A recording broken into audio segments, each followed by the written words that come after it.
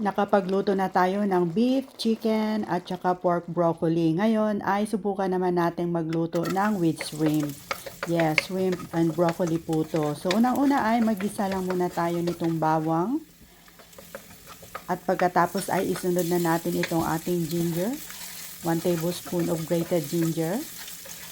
Ipagpatuloy lang po ang paggisa ng mga about 30 seconds. At pagkatapos ay ilagay na natin itong ating shrimp. So about 350 grams of shrimp. Pre-cook na po ito, itong nabili natin. Pwede din naman fresh kung meron. So lalagyan natin ng 1/3 cup of water at saka isang Knorr chicken cube. So hayaan lang nating mag-simmer ng mga about 1 minute. At pagkatapos ay lalagay na natin itong ating red bell pepper. Lagyan natin ng konting paminta.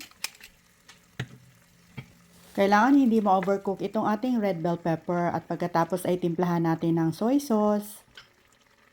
Lalagyan din natin ng oyster sauce, kunting sesame oil, at saka honey. Optional lang po ito, pwede din naman hindi tayo maglagay, konting sugar lang ay pwede na. So stir lang natin hanggat sa mag-well blended na po. At ilalagay na natin itong ating carrot.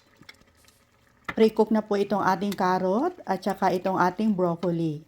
2 and 1/2 cups of steamed broccoli. Then lalagyan din natin ng chopped spring onions. At saka itong ating na-dissolve na cornstarch. So hayaan lang natin ng mga about 1 to 2 minutes hanggat sa medyo mag-thickens na po ang sauce. At pagkatapos ay dahan-dahan nating paghalo-haloin itong ating mga gulay.